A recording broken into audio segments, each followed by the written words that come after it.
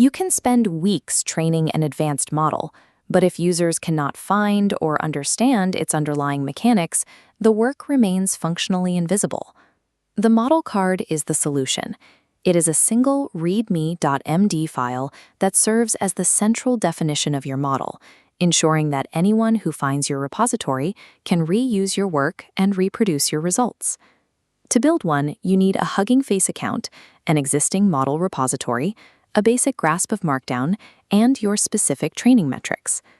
Dedicating time to this documentation bridges the gap between raw code and a community asset that others can actually use. Start by navigating to your Hugging Face model repository and initializing a new readme.md file. Before writing the project description, you need to configure the metadata header.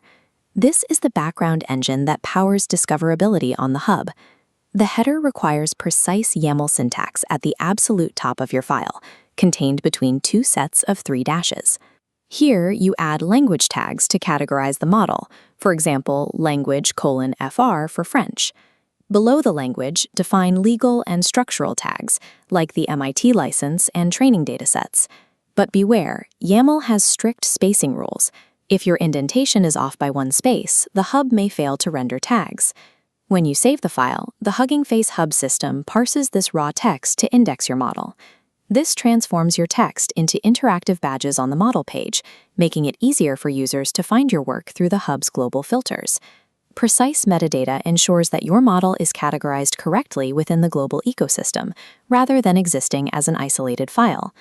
With the metadata set, create standard Markdown headers for the model description and its intended uses. In the description, provide the basic details: the architecture used, the version number, any paper it was introduced in, and the author attribution. In the section for intended uses, you must be explicit about the model's scope. Describe the domains where it works well, and clearly state where it should not be applied. Documenting these limitations and potential biases is a standard practice based on research from Google, aimed at improving fairness and transparency in AI. Clearly defining what a model cannot do builds professional trust and helps others use your work safely. Next, provide clear instructions for implementation in a section titled How to Use. Include a functional, syntax-highlighted Python code block that shows exactly how to load the model and the tokenizer. Ideally, a user should be able to copy this code and run a pipeline function in their own environment immediately. Now, shift to the data.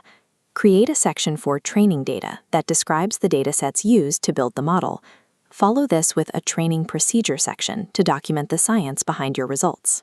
List the Heber parameters that are necessary for reproduction, including the number of epochs, batch size, and learning rate. Mention any specific pre-processing or post-processing steps you applied to the data before or after training. Finally, add sections for your evaluation variables, the metrics used, and the final results. Use a clean layout or table to present your metrics. This makes it easy for other researchers to see how your model performs on specific dataset splits. Pairing runnable code with a transparent breakdown of your training metrics gives other researchers the data they need to verify your results. Once your sections are complete, commit the changes to your repository to publish the model card. Take a moment to review the live page. Check that your headers, your code blocks, and metadata badges all render correctly. For further inspiration on how to structure complex cards, look at examples from models like GPT-2 or Distilbert.